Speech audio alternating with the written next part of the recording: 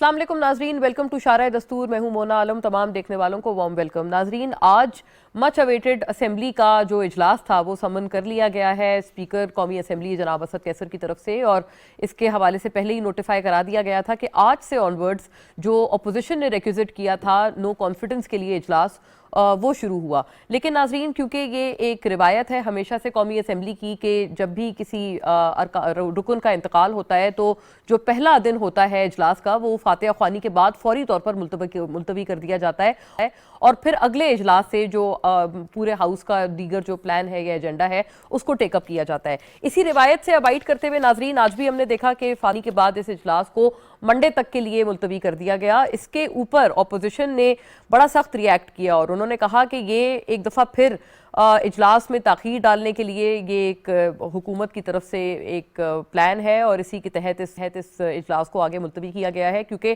14 रोज़ पूरे होने के बावजूद, उस 14 रोज़ पूरे होने के बाद दरअसल ये जो इजलास है इसको समन किया गया था। इसके ऊपर पहले ही अपोजिशन सरापा एहतजाज ही थे एक तरह से, और फिर अब जब एक रोज़ और मुलतवी, बल्कि 2 रोज़ और मुलतवी हो गया है, तो अपोजिशन ने अपनी इन्हीं शिकायत को एक दफ़ा फिर प्रेस कॉन्फ्रेंस करते हुए तमाम जॉइंट अपोजिशन ने दोहराया।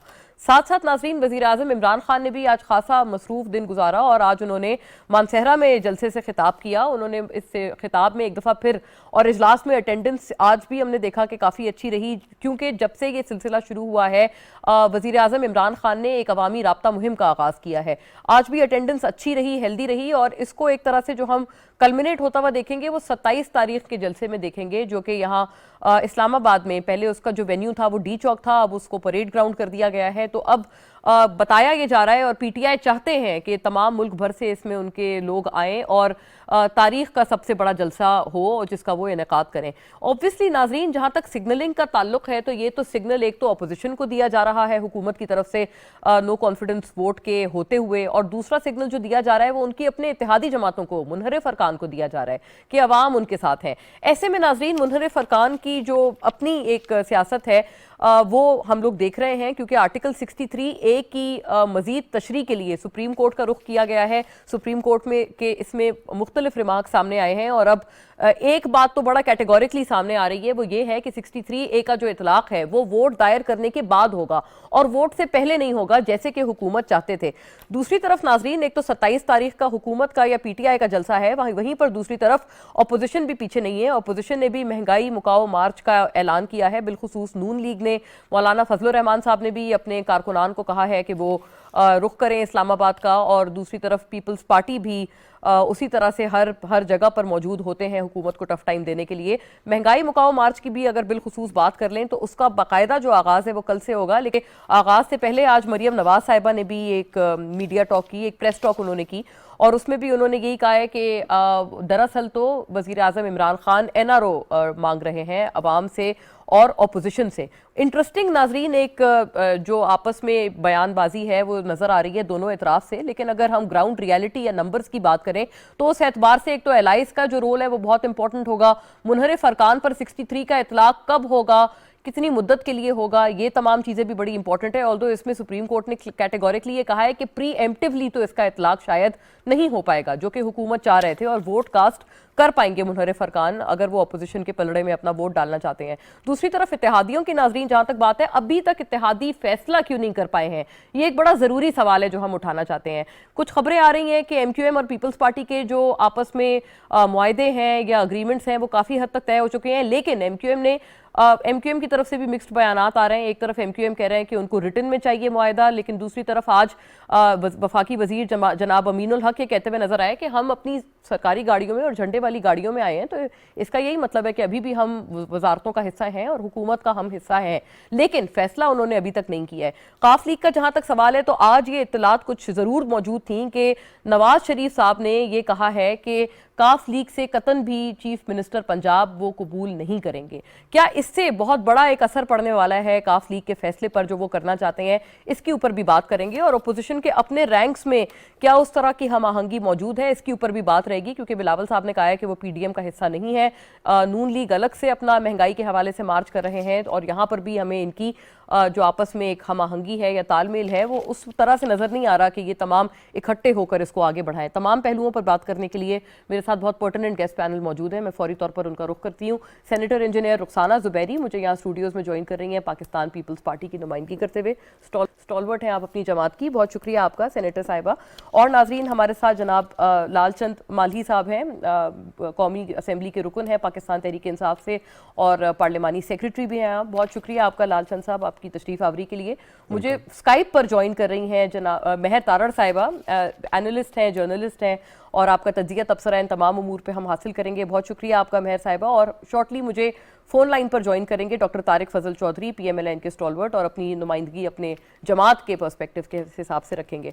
Welcome all. लेकिन बात का आगाज़ अगर मैं सेनेटर रुखसाना जुबैरी आपसे कर पाऊँ, आप फरमाइएगा, एक तो कैसे देखती हैं आप? जाहिर है इस हद तक तो हम देखते हैं कि ये रिवायत रही है कि जब भी कोई फातिहा ख्वानी होती है तो उसके फौरी बाद इजलास को मुलतवी करके आगे कर दिया जाता है। तो अगर यही चीज़ इस दफ़ा हुई, अपोजिशन उसको इतना क्रिटिकली क्यों देख रहे हैं? क्या ये रिवायत के मुताबिक नहीं है जिसके ऊपर आप पहले से हमेशा से स्ट्रेस करते रहे हैं कि हर चीज़ पार्लिमानी रिवायात के हिसाब से होनी चाहिए? मोना, जो रिवायात हैं हमें शायद वक्त है कि हम उन्हें देखें, उनको रिव्यू करें, सारी कंडक्ट को, सारी रिवायात को, क्योंकि जिस फाइनेंशियल कंस्ट्रेंट में इस वक्त मुल्क है उसमें आप सोचें कि आपने जुमे को कॉल किया सेशन, 15 मिनट में सेशन ख़त्म हो गया और उसके बाद अब 2 दिन की छुट्टी हो गई। ठीक है, how much it cost to the exchequer. मेरे ख्याल में इस दफ़ा की रिवायत है, ये सही बात है, रिवायत है, लेकिन कितना क्रिटिकल इशू है। पूरा दौर गुजार के, इतना टाइम गुजार के, ये बहुत पहले भी हो सकता था, क्योंकि जब नेशनल असेंबली से फॉर्मर प्राइम मिनिस्टर यूसुफ रज़ा गिलानी जीते थे तो दो दिन में उन्होंने वोट ऑफ कॉन्फिडेंस ले लिया था, तो उसमें कोई बड़ी बात नहीं है। He could have also gone and taken vote of, आ जाता, टेबल हो जाता और जो होता सामने आ जाता। सो आई थिंक पूरा कोड ऑफ कंडक्ट जो है पार्लियामेंट में वो रिवाइज करने की ज़रूरत है, उसको देखने की, क्रिटिकली एनालाइज करने की ज़रूरत है। We have to be more efficient, more cost effective. We can not afford it. हम लेकिन सेनेटर साहिबा इतना तो है ना कि इसके आगे जाहिर है अगर आपको लगता है कि हुकूमत इसको आगे मौखर कर रहा है, जाहिर है मंडे ऑनवर्ड्स जो रेगुलर आपका बिजनेस ऑफ द हाउस है, नो कॉन्फिडेंस रिक्विजिशन के हिसाब से वही चलेगा। तो इसमें कोई हर्ज नहीं था, क्योंकि आज अपोजिशन ने इसके ऊपर बहुत सख्त रद्द अमल दिया है कि क्यों मौखर कर दिया। देखिए, ये 14 दिन से पहले भी हो सकता था। 14 दिन तो लिमिट थी ना, why we were waiting for 14 and then उसको भी हमने पास कर दिया। तो हम पहले भी कर सकते थे, कहने का मकसद ये है। और ये एक क्रिटिकल इशू था, पूरी कौम की नजरें लगी हुई हैं, इससे बहुत बेचैनी है, हमारे सारे काम रुके हुए हैं। इट वॉज बेटर दैट जितने जल्दी इसको सेटल कर लेते, इसमें क्या इशू है? राइट। अच्छा, और जाहिर है इसके बाद क्या होगा, क्या वो भी उतना ही सिंपल और इजी है? क्योंकि बहुत सारी जमातें हैं जो कि इस वक्त आउस्ट करना चाहते हैं वजीर आजम इमरान खान को, फिर ये किस तरह से मामलात आगे बढ़ाएंगे? ये भी एक बहुत ज़रूरी सवाल है, हम कोशिश करेंगे इसके ऊपर भी बात करें। लालचंद साहब, 14 दिन आपने क्यों आगे बढ़ा दिए? OIC के हवाले से जो आपने कहा कि वो बहुत एक क्रूशल इजलास था और बहुत ज़रूरी वक्त था मुल्क के लिए, लेकिन उससे पहले भी तो आप इजलास कॉल कर सकते थे। अपोजिशन और तमाम हलकों से ये आवाज़ आ रही है कि दरअसल आप टाइम गेन करना चाह रहे हैं। जी शुक्रिया मोना, आपने मुझे अपने प्रोग्राम में मदऊ किया। सबसे पहले तो ये कि हमने जनवरी में सब पॉलिटिकल पार्टीज़ ने एक रेजोल्यूशन पास किया था। उस रेजोल्यूशन के जो हवाले से ये हाउस जो है हैंड ओवर होना था फॉरेन मिनिस्ट्री को for the holding of OIC। और फिर उसका जो है अपना रिहेबिलिटेशन का काम चल रहा था, इस वजह से वो मुमकिन नहीं था। और फिर आइन में ये गुंजाइश मौजूद थी, आइन के आर्टिकल 254(3) के तहत ये गुंजाइश मौजूद थी कि इसका कोई असर नहीं आना था। और 3 दिन की एक डिले हुई है, कोई ये नहीं हुआ है कि 3 साल कोई इसका डिले हो गया हो। लेकिन वो भी आज ये पीपल्स पार्टी और नून लीग हमेशा कहते रहते हैं कि जमहूरी रवायतों को बहाल रखा जाए। तो ये जमहूरी रवायत थी, इसी असेंबली के 5 हमारे MNA हमारे साथ छोड़ गए, तो उन 5 MNAs की नहीं हुई था, सेशन नहीं हुआ था और सेशन एडजर्न हो गया था। तो आज भी वही होना था, कल सैटरडे संडे है, मंडे को इंशाल्लाह सेशन होगा। और हमारे स्पीकर साहब ये वाज़ह तौर पे कह चुके हैं कि आइन और कानून के रोशनी में वो अपना नो कॉन्फिडेंस जो मोशन है इस पे वो इजलास कंडक्ट करेंगे। बेसिकली मामला ये है कि अपोजिशन जो है भूखलाहट का शिकार है। अब उनको पता है क्योंकि इन्होंने जो भांत भांत के लोग जो जमा कर रखे हैं, क्योंकि एक तो इनका अपना कोई नज़रियाती यूनिटी नहीं है। अब देखिए ना, ये महंगाई मार्च करने जा रहे हैं, तो पहले ने कहा 23 को करेंगे, फिर कहा 24 को करेंगे, फिर कहा 25 को करेंगे, फिर 26 पे चले गए हैं। नून लीग 26 को कर रही है, JUI ने 16 तारीख से अपना मार्च 24 तारीख से शुरू कर चुकी है। पीपल्स पार्टी इनके दरमियान कहीं नज़र नहीं आ रही। तो इनमें खुद में एक डिसयूनिटी है जिसकी वजह से ये परेशान है कि जितना टाइम लंबा लगेगा तो उसमें इनकी जो टूट फूट है वो आलिम आश्कार हो जाएगी। जहाँ तक अब इत्तेहादियों की बात कर रही थी, तो देखिए आज भी सब इत्तेहादी इजलास में मौजूद थे, सारे इत्तेहादी गवर्नमेंट साइड पे बैठे हुए थे। ना सिर्फ वो, आज वो डायर साहब थे मुल्तान से हमारे MN, उन्होंने भी प्राइम मिनिस्टर से बात की है, वो भी हमारे फोल्ड में वापस आ गए हैं। ख्वाजा साहब हैं नहीं, MLA, लेकिन वो भी लालचंद साहब उन्होंने ये भी साथ में कहा है अपने एक और वजाहती बयान में कि उनकी 5 शराइत हैं, जब तक वो पूरी नहीं होती और वो वक्त दे रहे हैं दरअसल कि ये जब तक वोटिंग नहीं हो जाती मैं वक्त दे रहा हूं तब तक कोई वो वापस नहीं आएगा। देखिए उनका हक है शराइत देना, जो भी पॉलिटिकल पार्टीज का भी हक है। देखिए आपने अभी बहुत अच्छा इंडिकेट किया कि नवाज शरीफ ने या नवाज लीग ने कह दिया है कि हम उनको क्यू लीग को CM-शिप नहीं देंगे। अगर क्यू लीग को ये CM-शिप नहीं देते तो उनको और चाहिए क्या? स्पीकर तो खुद हैं, 2 मिनिस्टर उनके फेडरल मिनिस्टर आप उनको देने तैयार थे? नहीं, हम हमारी ये उनसे बहस है ही नहीं। हम ना अभी किसी को हटा रहे हैं, नहीं किसी को लगा रहे हैं। देखिए ये अभी डिस्कशन की बात नहीं है। इस वक्त जो साथी है, जो हम सफर है, वो हमारा साथ दे और वो उनकी जो भी डिमांड्स होगी। अच्छा वैसे ही MQM ने आज बहुत MQM ने हमारे एक डेलीगेशन की मुलाकात हुई है, शाहमूद कुरैशी ने मुलाकात की, उन्होंने वाज़ेह कहा है कि हमारा पीपल्स पार्टी से कोई एग्रीमेंट नहीं हुआ है। तो इनका कोई एग्रीमेंट नहीं है। ये एक मीडिया का एक सेक्शन है, वो एग्रीमेंट करा रहा है। वो 10 दफा तो कह चुका है कि एग्रीमेंट फाइनल हो गया। लेकिन फिर क्या वजह है कि वसीम अख्तर साहब एक प्रोग्राम पे कल ये बात कर रहे थे कि हमारा वर्बली तो हो गया है एग्रीमेंट, हम चाहते हैं रिटन लिखित अग्रीमेंट हो। देखिए हर कोई ये चाहेगा ना, क्योंकि ये आप समझे, ये है no trust no confidence in peoples party MQM का। ये वो उस पे अदम एतमाद कर रहे हैं। देखिए हुआ क्या है, MQM पीपल्स पार्टी पे एतमाद नहीं कर रही, वो नून लीग को कह रही है कि आप हमारे जामिन बन जाएं। सही। नून लीग पीपल्स पार्टी पे एतमाद नहीं कर रही, मौलाना साहब को कह रहे हैं कि आप हमारे जो जामिन बन जाए। तो इनका आपस में ट्रस्ट नहीं है। ठीक है। मैं जी ये तो बहुत एक जुमला कह दें, ये तो बहुत अच्छा वक्त है कि आप फौरन मूव करें। इतनी ज्यादा कंफ्यूजन का शिकार है ऑपोजिशन, तो this is the right time for you to go ahead and put it up. We have gone now from Monday इंशाल्लाह। नॉट बैड, ठीक है। ये बात हमें अक्सर नजर आती है ऑपोजिशन की तरफ से कि अगर इतना एतमाद है तो आप क्यों नहीं इसको आगे बढ़ाते, और 14 रोज की जो आपकी एक टाइम फ्रेम था उसमें क्यों अबाइड नहीं किया गया। डॉक्टर तारिक फजल आपकी तरफ आना चाहती हूँ, बताइएगा एक तो आपके महंगाई मुकाओ मार्च में दीगर जमातें जैसे मौलाना साहब हैं या पीपल्स पार्टी हैं वो क्यों नजर नहीं आ रही? ये सिर्फ आपने अपनी जमात तक क्यों महदूद करके रखा है मार्च? एक आपसे ये सवाल है। और दूसरा, ये जो कुछ खबरें हमें मौसूल हो रही हैं कि आप कतन राजी नहीं है, बल्कि नवाज शरीफ साहब राजी नहीं है कि काफ लीग को वो CM-शिप दें पंजाब की, इन बातों में या इन खबरों में कितनी सताकत है? बिस्मिल्लाहिर्रहमानिर्रहीम, बहुत शुक्रिया आपका प्रोग्राम में आज आपने दावत दी।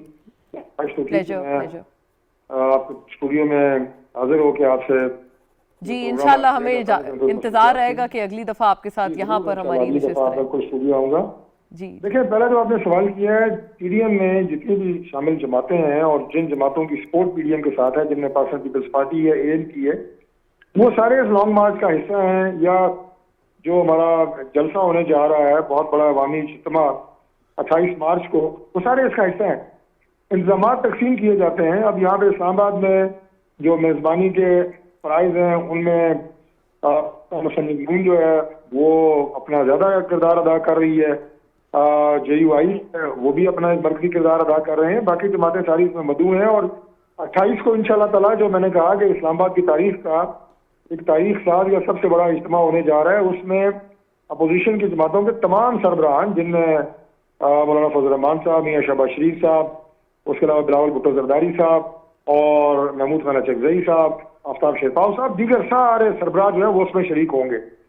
एक बात। दूसरी बात जो आपने कही है कि पंजाब की जो CM-शिप है उसके हवाले से, देखिए, पाकिस्तान मुस्लिम लीग नून का पहली बात यह है कि फैसला साजी में जो हतमी किरदार होता है वो मियां मोहम्मद नवाज शरीफ साहब का होता है, इसमें कोई दो राय नहीं है। लेकिन अभी क्या सीएमशिप जो है वो चौधरी बरादरान को दी जा रही है या नहीं दी जा रही है, बहुत सारी ऐसी बातें हैं कि जिनके बारे में अभी मुशावरत पार्टी के अंदर भी और दीगर जमातों के साथ भी अपोजिशन की जारी और सारी है। अभी तक कोई ऐसा ऐलान नहीं किया गया कि सीएम इसको दी जा रही है और बाकी जो है वो। तो क्या ये इत्तला गलत है तो ये है डॉक्टर साहब, जो अभी बात ये इत्तला आ रही थी कि इनकार कर दिया है नवाज शरीफ साहब ने कि नहीं दी जाएगी काफिली को, यकीनन अगर ऐसा हो गया है तो वो तो राजी नहीं होंगे। देखिए, मैं आपको अर्ज कर रहा हूँ जी कि सबसे बुनियादी बात यह है कि ये तहरीक अदम एतमाद किसी तरह के कोई इक़्तिदार में आने के लिए या आपस में ओहदों की बंदर बांट के लिए नहीं है। ये बुनियादी बात है। कोई जमात इस वक्त ओहदों के लालच में नहीं है कि मुझे कौन सा ओहदा मिलेगा। हमारी कोशिश ये है कि अवाम की इस नालायक और नाअहल हुकूमत से जान छुड़ाने के बाद जल्द अज जल्द आम इंतखाबात हों और उसके बाद अवाम ये फैसला करें साफ और शफाफ इंतखाबात उन्होंने मैंडेट किसको देना है। ये हमारी अवलीन कोशिश है और इसी के लिए सारी जमातें जो हैं वो सर जोड़ के बैठी हैं। इस रास्ते को कैसे हमवार बनाया जाए, जो एक आईनी रास्ता है, एक कानूनी रास्ता है, पार्लिमानी और जमहूरी रास्ता है।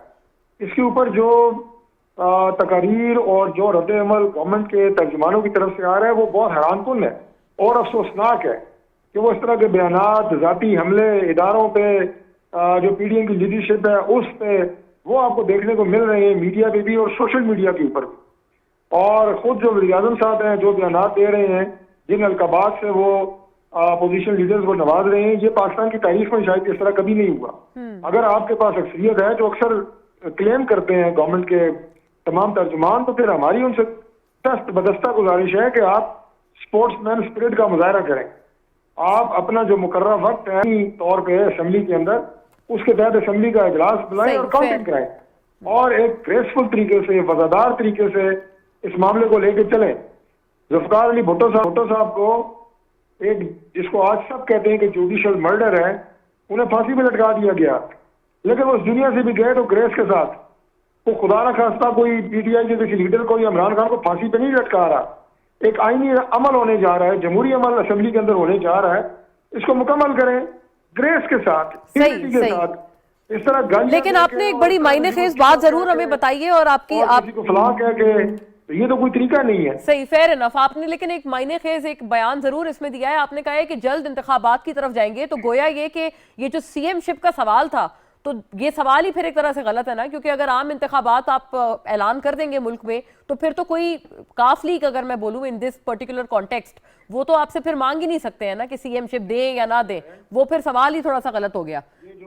ये नहीं, मैं आज कर देता हूँ, मज़ीद तशरीह मुख्तसर तौर पे कर देता हूँ मैं कि ये जो पीरियड है कि जब गवर्नमेंट का खात्मा होता है उसके बाद नई गवर्नमेंट आती है और वो कितना अर्सा रहती है, वो चंद हफ्ते रहती है, चंद महीने रहती है, जो कुछ ऐसे कवानीन जो सरासर इंतखाबात के हवाले से दीगर बहुत सारे मामलात ऐसे हैं जो हम समझते हैं कि गलत किया गया है, उनको दुरुस्त करना जिम्मेदारी है।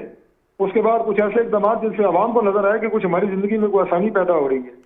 ये एक आप ये कहें कि स्टॉप कैप अरेंजमेंट के तौर पे जितने वक्त के लिए गवर्नमेंट हुई वो कायम होगी, लेकिन हमारी कोशिश है कि जल्द अज जल्द ये चंद जरूरी चीजें हो जाएं, उसके बाद इंतखाबात हों।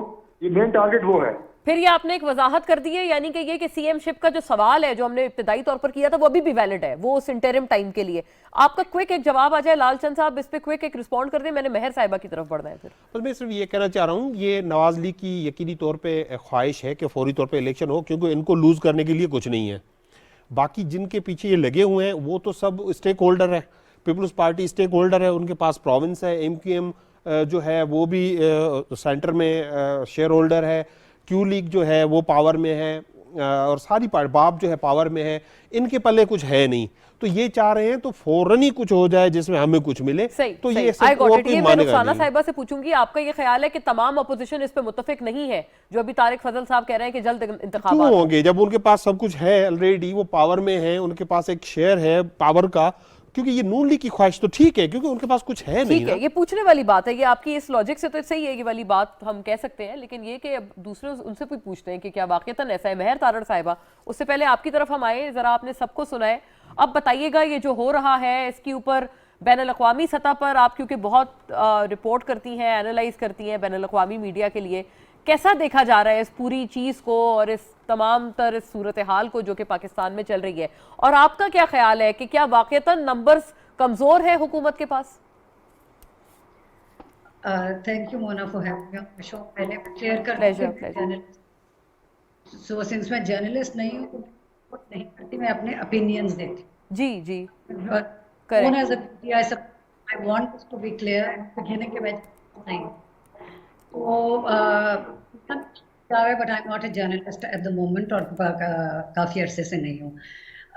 इट्स वेरी इंटरेस्टिंग जब ये लोग जो कह रहे हैं सिस्टम को ख़राब कर रहे हैं, डेमोक्रेटिक रूल्स पे नहीं चलते, गवर्नमेंट ये कर रही है, गवर्नमेंट वो कर रही है, गवर्नमेंट मुल्क का सत्यानाश कर रही है। सबसे पहले तो मुझे समझ नहीं आ रही कि इतनी जल्दी है किस चीज़ की।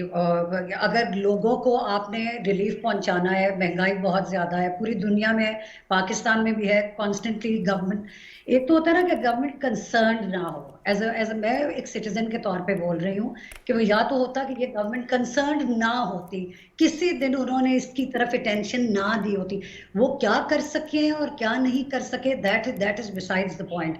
उसको बाद में किस दिन उन्होंने कहा है कि हमें परवाह नहीं है, किस दिन उन्होंने कहा है कि हमें लोगों की तकलीफ का एहसास नहीं है और हम उसके लिए कुछ ना कुछ फौरी तौर पे नहीं कर रहे। एहसास प्रोग्राम या सेहत कार्ड, जो बड़ी बड़ी चीज़ें हैं, या जो एसेंशियल आइटम्स की प्राइसेस हैं उनको नीचे लाना, या कॉन्स्टेंटली गवर्नमेंट का ये कंसर्न रहा है। तो ये कहना कि इन्फ्लेशन बहुत ज़्यादा है इसलिए हम, क्योंकि इन्होंने रैलीज की, उससे गवर्नमेंट को कोई फर्क नहीं पड़ा। इन्होंने प्रोटेस्ट किए, इन्होंने बातें की, इन्होंने मीडिया में बकायदा पूरा एनीबडी कैन सी, सब लोगों को नजर आ रहा है बकायदा।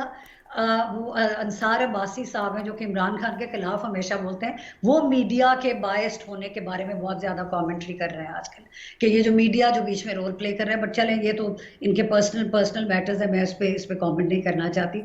एक ऐसा मुल्क जो इनके ख्याल से इस वक्त बहुत ज़्यादा तकलीफ में से गुजर रहा है, लोग बहुत तकलीफ में हैं, तो आपको एक साल और गुजरने में, कि वो एक साल जो गवर्नमेंट काम कर रही है, जिनके एग्जिस्टिंग प्रोग्राम्स हैं, जिनकी एग्जिस्टिंग पॉलिसीज हैं, जो इनकी नज़र में गलत काम कर रहे हैं, बट बहुत सारे लोगों की नज़र में तकलीफ है लोगों को, लेकिन लोगों को नज़र आ रहा है कि काम हो रहा है। तो why would they want anarchy in the country, in the sense कि चलो जी गवर्नमेंट तोड़ दो, गवर्नमेंट खत्म कर दो, नो कॉन्फिडेंस मोशन ले आओ, उससे गवर्नमेंट हटा दो, नो कॉन्फिडेंस। अच्छा मेहर साहिबा, एक that is not the subject.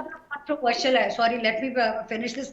वो नो कॉन्फिडेंस मोशन जिसके लिए इन्होंने बकायदा लोग इकट्ठे करके जाके सिंध हाउस में उनको बिठा दिया, उसके बाद उन्होंने आके बयानात दिए। उसके बाद एक तो होता है ना कि लोग आप अपना वॉलंटरीली कहते हैं कि आपके शो पे आ गए या प्रेस कॉन्फ्रेंस करते हैं, एक जगह पे इकट्ठे होके उसके बाद उन्होंने आके डेमोक्रेटिक चीजें भी इतने अनडेमोक्रेटिक तरीके से कर रहे हैं। और वो पार्टीज कर रही हैं जिन्होंने 1977 से लेके, PMLN तो पार्ट ऑफ द प्रॉब्लम थी इन द बिगिनिंग, जब तक 1999 में कू हुआ और इनकी गवर्नमेंट बीच में ना हट गई।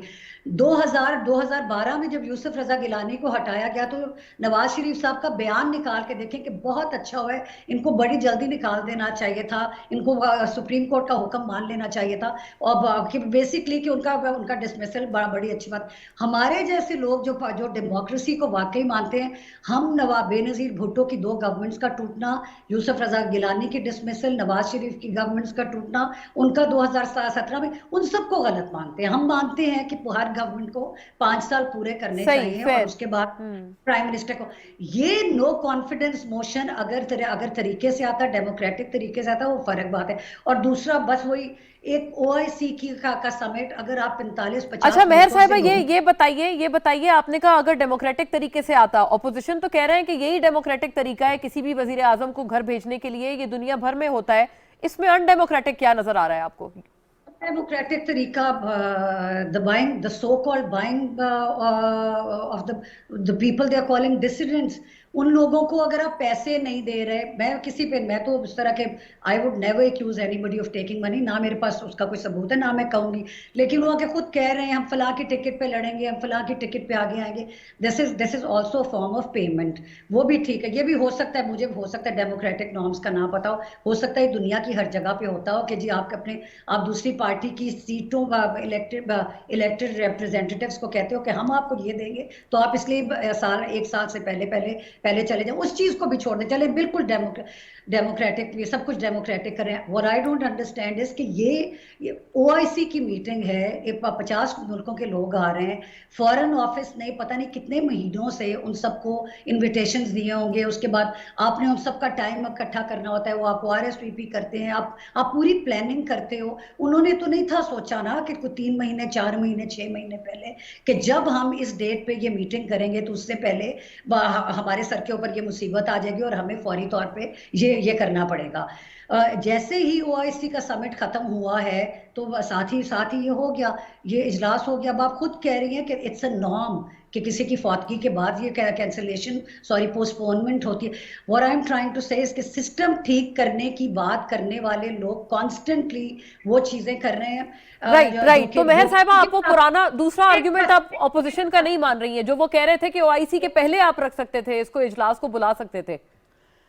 नहीं, ऐसे तो नहीं हो सकता ना कि मुल्क का प्राइम मिनिस्टर जिसने हेड करना है और फॉरेन मिनिस्टर जिन्होंने हेड करना है उसको लेट्स जस्ट से इनका नो कॉन्फिडेंस कबूल हो जाता है और खत्म हो जाता है और इमरान खान हट जाते हैं पावर से।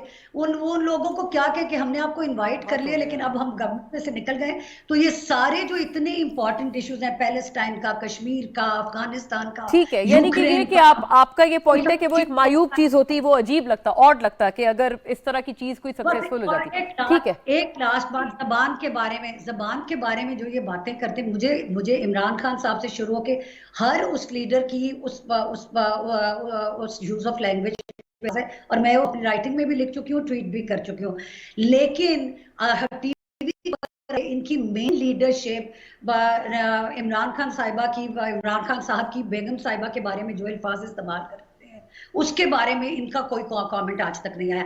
मैंने आज तक किसी भी PM का, कम से कम इमरान खान साहब प्राइम मिनिस्टर के तौर पे, मैंने उनको किसी लीडर की फैमिली मेंबर्स, वो जो पॉलिटिक्स में शामिल हैं, उनके बारे में बात करते हैं। सही, करेक्ट। ठीक है, तो मैं मेहर साहिबा आती हूँ आपकी तरफ। ये आपके काफी सारे पॉइंट्स पास आ गए जी। सेनेटर रुखसाना जुबैरी, एक तो ये OIC के बारे में जो बात है ये एक्चुअली इसी तरह से आपने भी इसमें कंट्रीब्यूट किया है, तो आप भी बताएं कि इनिशियली जो ये बयान था जो हमें नन अदर देन बिलावल साहब की तरफ से नजर आया था कि हम देखते हैं कि कैसे होता है OIC का इजलास, इसने यकीनन एक सही सिग्नल कतई नहीं भेजा हमारे बैरून मुल्क से आने वाले मेहमानों को। देखिए, सिग्नल की जो बात आप कर रही हैं, बात जब करते करते कोई इस तरह की बेसिक ऑब्जेक्टिव वाज कि वहाँ पे ये होना चाहिए, इजलास ये होना चाहिए था। और देखिए सबसे बड़ा मसला क्या है, दिस प्राइम मिनिस्टर ये इनकम्युनिकेट करते हैं, किसी से कम्युनिकेशन इनकी नहीं है, क्योंकि वो समझते हैं सब लोग बेकार हैं और किसी से कम्युनिकेट नहीं करते। He would have reached out and said okay can we just put it off for एक कंसेंसस पैदा करना होता है। वहाँ पे खड़े होके जब प्राइम मिनिस्टर ने कहा, और बहुत अच्छी उनकी तकरीर थी, बहुत अच्छा हमारा OIC का प्रोग्राम गया है, उन्होंने कहा कि 1.5 बिलियन जो हमारी उम्मा है, मुस्लिम उम्मा, वो एक गैल्वनाइज करे और एक उम्मत के तौर पे खड़ी हो। अब लोग पूछते हैं कि भाई अपने मुल्क में आप क्या कर रहे हैं, आपकी तो अपने सारे लीडर्स से एक मुलाकात तक नहीं होती। जब असेंबली में आते हैं, ये भी एक रिवायत है कि जब वज़ीर आज़म साहब आते हैं, हमेशा की रिवायत है, वो आके सारे फ्रंट डेस्क पे जितने भी हमारे farmer leader of the opposition, former president बैठे हुए हैं, प्राइम मिनिस्टर्स बैठे हैं, आप आके उनसे मिलते हैं, बात करते हैं। सो जो मेहर साहिबा कह रही हैं वो एक बात कर रही हैं कि ये ऐसा एक चीज़ हो चुकी है, ठीक है, एक चीज़ हो चुकी है और कॉन्स्टिट्यूशनल रिक्वायरमेंट है ये, and this is a very democratic way. We opposition is always government in waiting, इसमें कोई दो बातें नहीं है इसमें, it is always government in waiting anyway. और हमारे यहाँ तो होना चाहिए कि कैबिनेट भी होनी चाहिए, इंग्लैंड में तो कैबिनेट भी होती है उनकी आपको अपनी। आपको ये एतराज था कि ये प्राइम मिनिस्टर को खुद कम्युनिकेट करना चाहिए था, ये बिल्कुल मैं नहीं, होल्ड करती हूँ, ये देखिए- सही बात है देखिए, कि आप में वर्किंग रिलेशनशिप तो होना चाहिए ना दोनों में। he should have reached लेकिन- out, he should have reached out and उन्होंने say, देखो सोच भाई के इसी ये डेट पे तो किया था। ये इशू है। अच्छा, दूसरी बात ये है कि जहां तक ये बात हो रही है कि जी People's Party why it's not, हमने 11 दिन का हमारा कैंपेन थी, वहां से कराची से इस्लामाबाद में कल्मिनेट हुआ था। It was a very big mobilisation of people and Bilawal Zardari साहब जो हैं उन्होंने पूरा लीड किया उसे, Awami March, right, and you know सही। It's people are really appreciating it के so much of commitment he has shown and so much difference it has made, क्योंकि लोग बिल्कुल अवेयरनेस आई लोगों में एंड आपने देखा कि लोगों ने मोबिलाइज हुए बहुत ज़्यादा। So we have already done it and we will be part of it, इसमें कोई बात नहीं है। और सही। रुखसाना साहिबा, अलाउ मी मैं एक ब्रेक की तरफ क्विकली बढ़ूं, फिर आपसे ये जो इनका सवाल था ना, जो ये लालचंद साहब ने उठाया था कि आपको सूट नहीं करता इलेक्शंस होना अगर ये वाकई आपकी कामयाब हो जाता है ये तमाम तहरीक, इसके ऊपर मैं आपका जवाब मांगूंगी। दिस एंड मोर नाजरीन आफ्टर अ ब्रेक।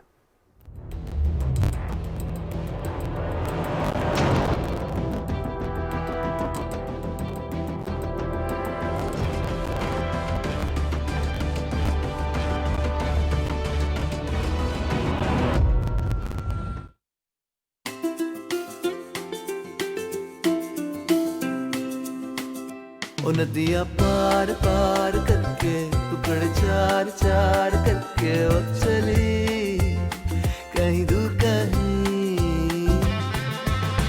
इतनी पुरानी है मेरी ये कहानी के अफसानों में भी नहीं रही। The intelligent 7-seater Glory 580 Pro, as big as your celebration.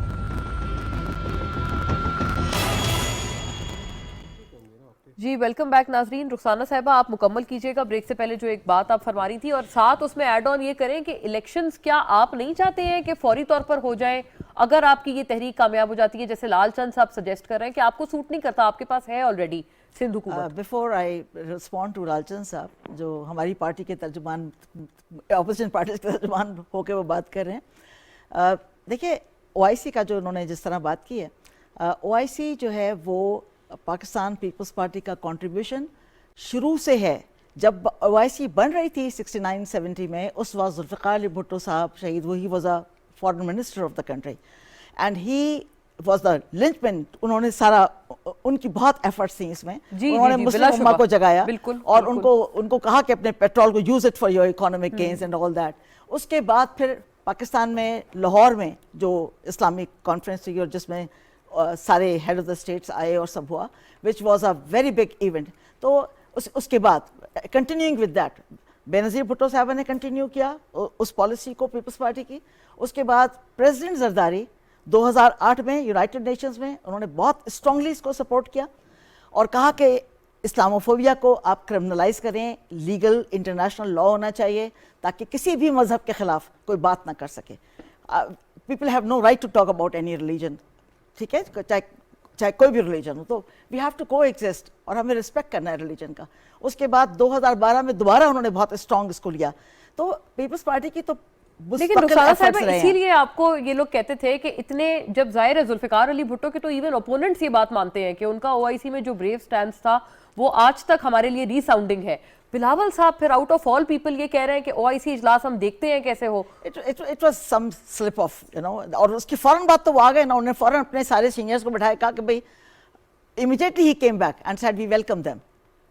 We realized it. We all, yeah. अच्छा रुखसाना And साहब, I welcomed it on behalf of party. Yes, OIC. yes, you मैंने सारे फॉरेन मिनिस्टर्स को, आपका सारे तो फॉरेन, एम्बेसडर्स को, वैसे भी फॉरेन पॉलिसी पे आपका एक बहुत अच्छा कमांड है, लेकिन जाहिर है एक एमक्यूएम के साथ भी जब हम ये बात कर रहे हैं ना, क्योंकि आपके एमक्यूएम के साथ बहुत पुरानी बात नहीं है, अभी रीसेंट बात है, कुछ मेरा ख्याल है महीना तक आप लोगों की इतनी तलखियां थी कि उन्होंने चीफ मिनिस्टर सिंध के खिलाफ एफआईआर दर्ज कराई हुई थी, वो जो एक अटैक हुआ था उस पूरे मामले में।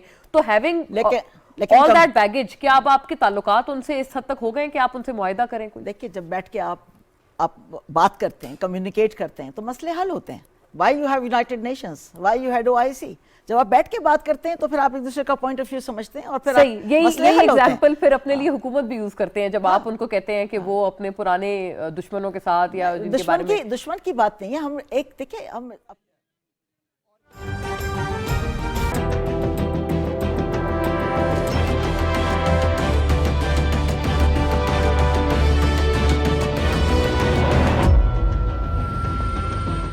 वो इनके नाराज लोग हैं और वो पार्लियामेंट लाजिज नहीं पूरी रखती, ये कहा गया आपके प्रोग्राम में।